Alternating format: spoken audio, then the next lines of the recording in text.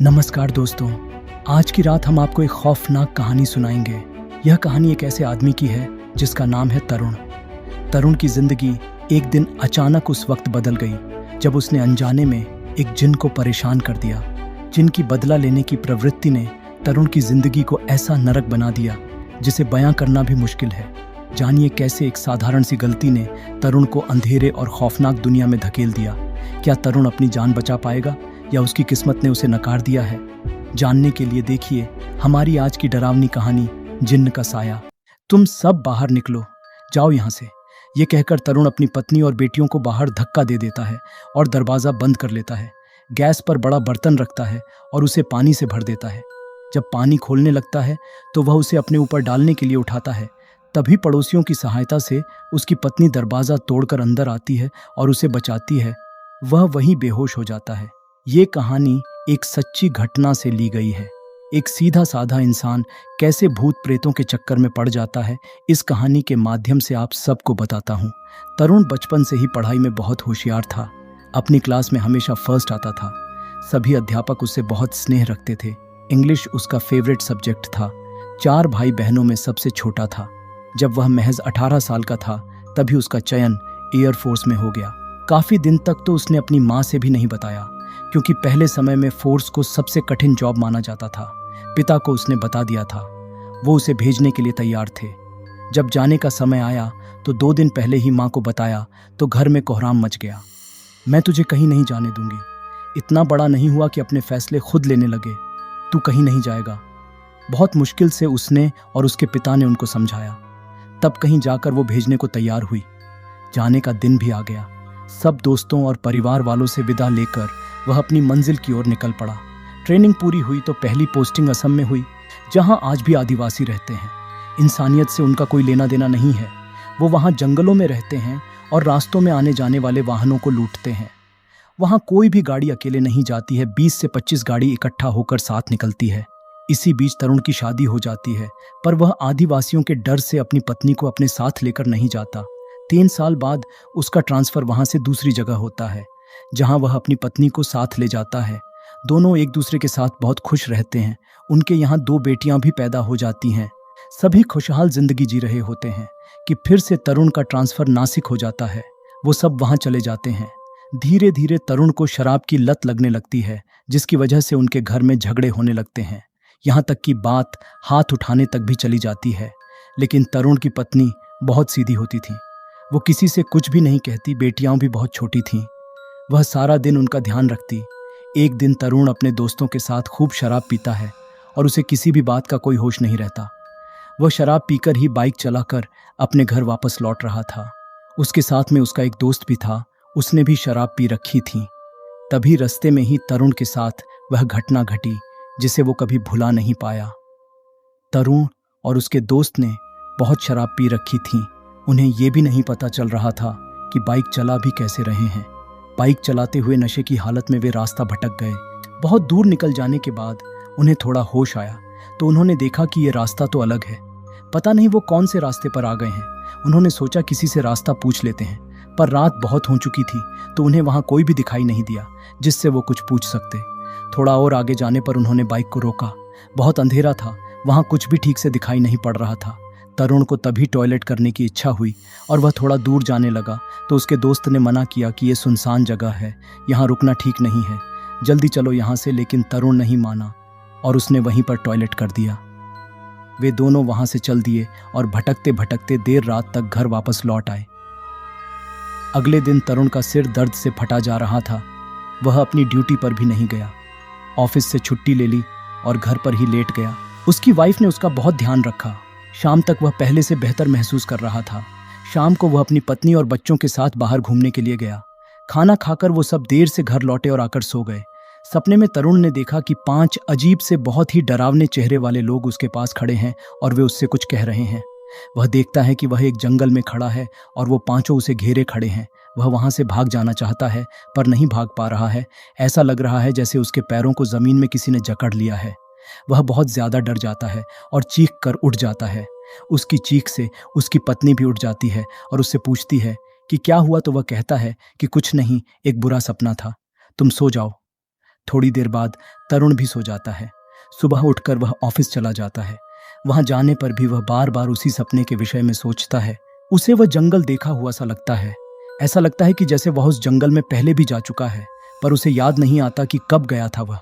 शाम को ऑफिस से लौटते समय उसका वही दोस्त उसे मिलता है जो उस रात उसके साथ था। वह बहुत घबराया सा लग रहा था। तरुण ने उसे ऐसे देखा तो उससे पूछा कि क्या बात है, इतने परेशान से क्यों हो, क्या बात है। उसने तरुण से जो कहा उसे सुनकर तरुण के रोंगटे खड़े हो गए और उसे रात वाला वह सपना उसकी आंखों के सामने घूमने लगा। वह वहीं बेंच पर बैठ गया और अपने दोस्त से बोला कि अब क्या होगा, कैसे बचेंगे हम उनसे। तरुण बहुत डरा हुआ था।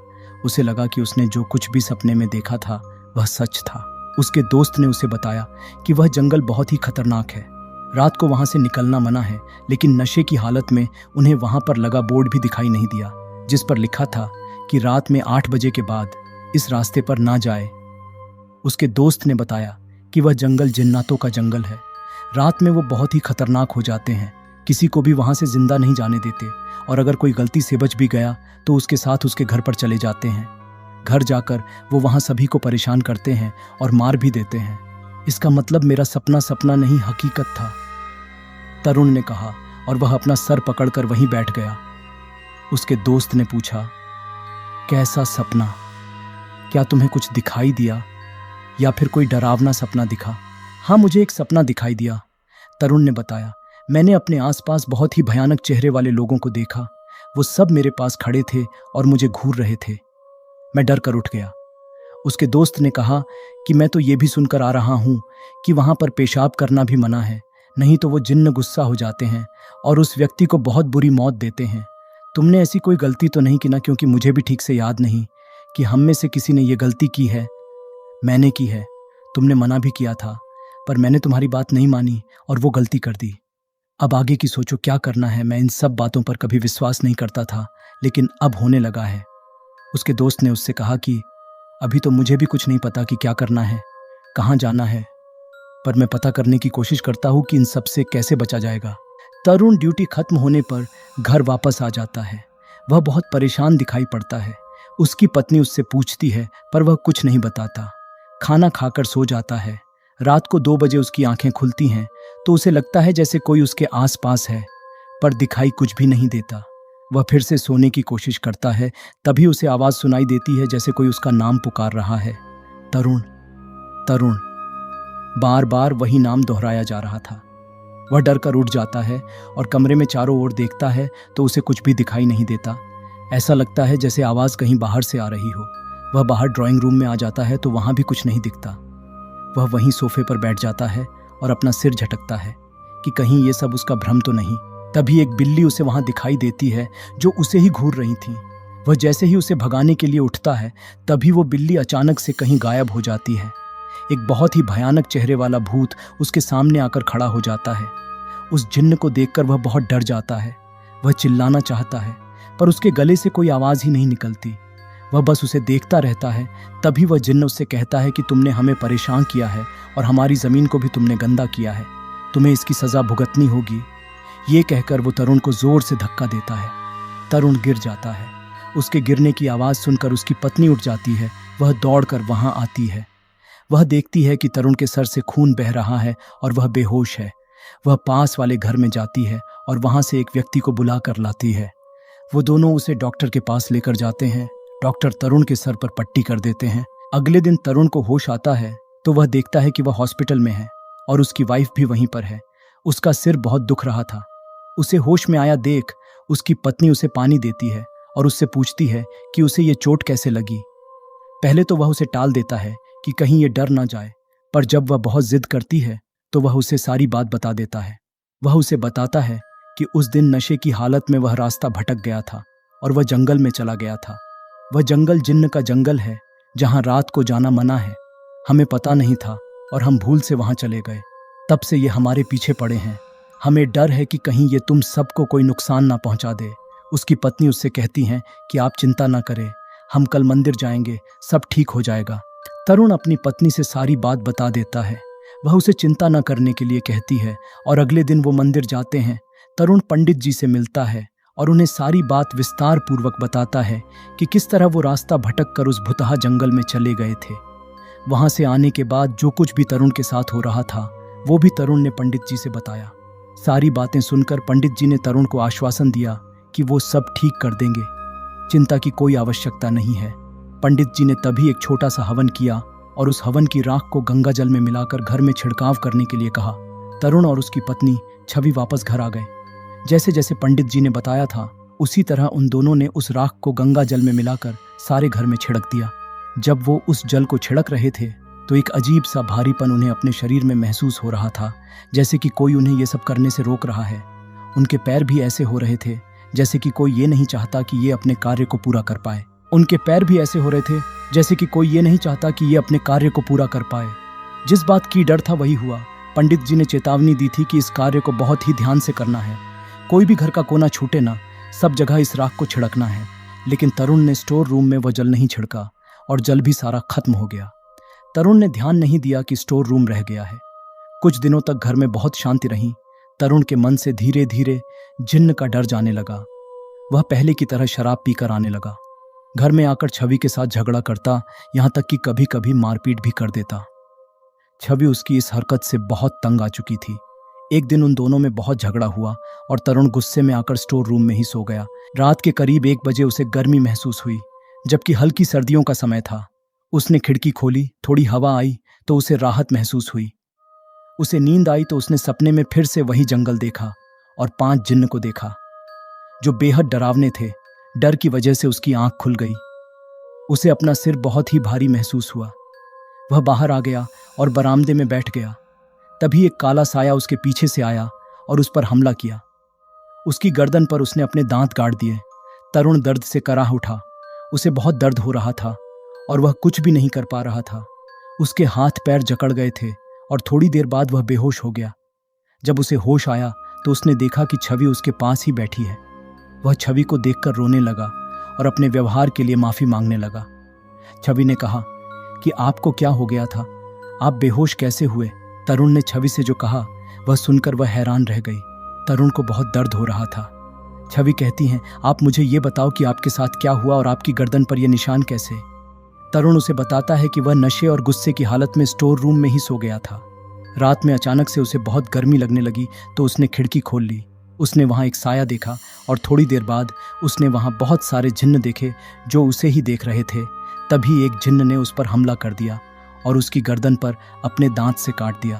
तभी छवि ने तरुण से पूछा कि जब हम पंडित जी का दिया हुआ जल छिड़क रहे थे तब तुमने स्टोर रूम में भी जल छिड़का था क्या?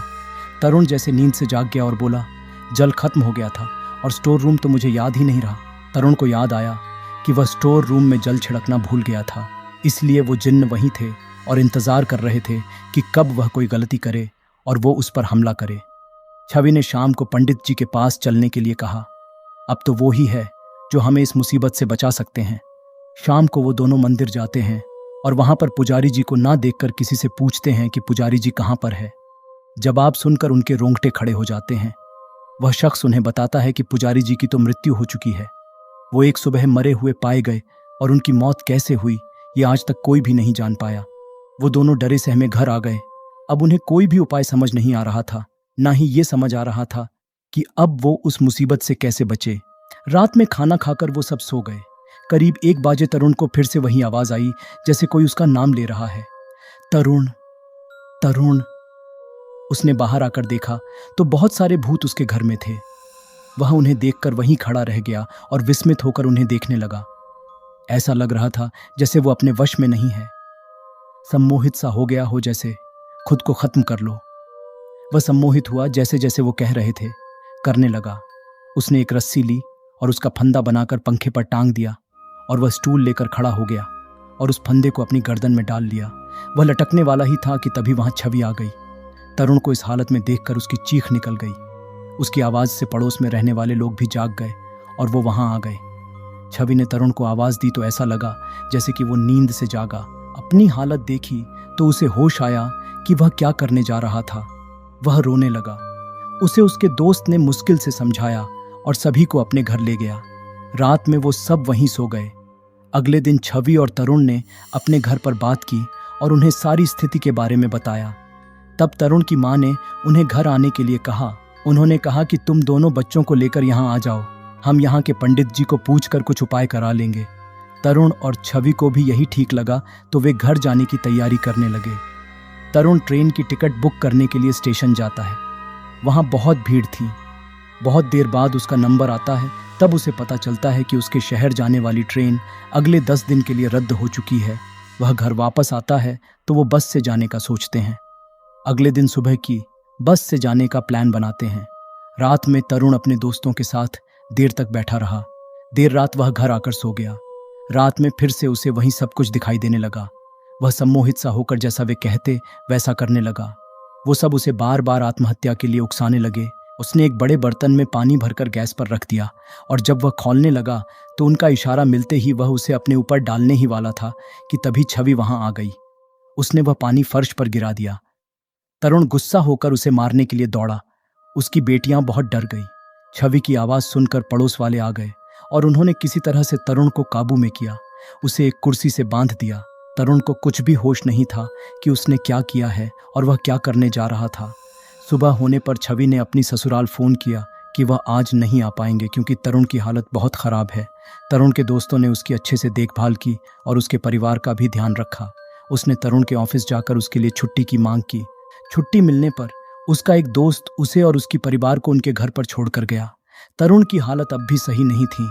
वह कमरे में बेड पर चुपचाप लेटा रहता, किसी से भी कोई बात नहीं करता था। धीरे धीरे उसकी हालत और ज्यादा खराब होती गई। घर वापस आने के बाद भी तरुण की हालत में कोई सुधार नहीं हुआ, बल्कि उसकी हालत दिन ब दिन खराब होती चली गई। उसने खुद को कमरे में जैसे कैद ही कर लिया। ना तो वो कमरे से बाहर आता और ना ही किसी को अपने कमरे में आने देता। यहाँ तक कि छवि को भी वह अपने कमरे में नहीं आने देता था। खाना भी जब मन करता खाता, नहीं तो सारा दिन भूखा पड़ा रहता। उसके परिवार वालों से उसकी ये हालत देखी नहीं जा रही थी। रात में उसके कमरे से अजीब अजीब सी आवाजें आती, कभी हंसने की तो कभी रोने की। कभी कभी ऐसा लगता जैसे कमरे में तरुण के अलावा भी कोई है। वह जोर जोर से उससे बातें करता और कभी बहुत सारा खाना लेकर अपने कमरे में चला जाता। जब कोई बर्तन लेने वहां जाता तो सारा खाना खत्म मिलता। बहुत ही दयनीय दशा हो गई थी तरुण की। एक दिन किसी ने उसके परिवार वालों को एक बाबा के बारे में बताया जो इस प्रकार के कार्यों में पारंगत थे। उसके पिताजी ने उनका पता लिया और तरुण को लेकर वहां जाने लगे, लेकिन तरुण कहीं भी जाने के लिए तैयार नहीं था। गांव के किनारे बसे एक छोटे से मंदिर में बाबा जी रहते थे।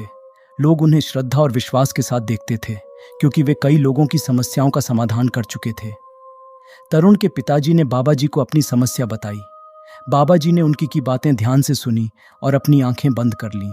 कुछ देर मौन रहने के बाद उन्होंने कहा, तरुण के साथ एक नहीं पूरे 5 जिन्न हैं। वह इसे धीरे धीरे खत्म कर रहे हैं। अब तक तो वे अपने मकसद में कामयाब भी हो जाते, लेकिन एक शक्ति की वजह से वे अपने इरादों में अब तक कामयाब नहीं हुए। तरुण के पिता ने पूछा, कैसी शक्ति? तो बाबा ने बताया कि तुम्हारे कुलदेवता की शक्ति की वजह से तरुण अब तक जिंदा है और वो ही इसे यहाँ तक लेकर आए हैं। तरुण के पिता की आंखों में आंसू आ गए और उन्होंने मन ही मन अपने कुलदेवता का शुक्रिया अदा किया। बाबा जी ने अपने मंत्र और तंत्र की शक्तियों का उपयोग करना शुरू किए। सबसे पहले उन्होंने एक पवित्र धागा दिया और कहा, इसे अपने घर के मुख्य दरवाजे पर बांध दो। यह धागा उन जिन्हों को बाहर नहीं जाने देगा। तरुण की पिताजी ने बाबा जी के आदेश का पालन किया। बाबा जी फिर एक बड़ा यज्ञ कुंड बनाया और उसमें हवन सामग्रियों का इस्तेमाल किया। बाबा जी ने मंत्रोच्चारण शुरू किया। उनकी आवाज में एक अद्भुत शक्ति थी। यज्ञ कुंड से धुएं की लहरें उठने लगीं और पूरे मंदिर का वातावरण बदल गया। फिर बाबा जी ने तरुण के घर की ओर देखा और अपने हाथों से एक दिव्य संकेत बनाया। उसी क्षण तरुण के घर में जो 5 जिन्न थे वे अदृश्य होकर बाबा जी के संकेत का पालन करते हुए मंदिर की ओर खींचे चले आए। बाबा जी ने जिन्नों को यज्ञ कुंड के चारों ओर घेरा और अपने मंत्रों की शक्ति से उन्हें बांध दिया। जिन्न चिल्ला रहे थे और मुक्ति की भीख मांग रहे थे, लेकिन बाबा जी ने अपनी पूजा को जारी रखा। धीरे धीरे जिन्हों की शक्तियां कमजोर पड़ने लगीं और वे यज्ञ कुंड की आग में समा गए। पूजा समाप्त होने पर बाबा जी ने तरुण को आशीर्वाद दिया और कहा, अब तुम सुरक्षित हो। वे जिन्न अब तुम्हें और तुम्हारे परिवार को परेशान नहीं करेंगे। तरुण को अब काफी अच्छा महसूस हो रहा था। उसे लग रहा था जैसे वो बहुत लंबी नींद के बाद जागा है। तरुण और उसके पिताजी ने बाबा जी को धन्यवाद दिया और खुशी खुशी अपने घर वापस चले गए। गांव के लोग भी इस चमत्कार को देखकर बाबा जी की ओर अधिक श्रद्धा करने लगे। अगर आपको हमारी कहानी पसंद आई हो तो कृपया चैनल को सब्सक्राइब करें और बेल आइकन दबाएं ताकि आप हमारी अगली भयानक कहानियों से भी वाकिफ रह सकें। धन्यवाद।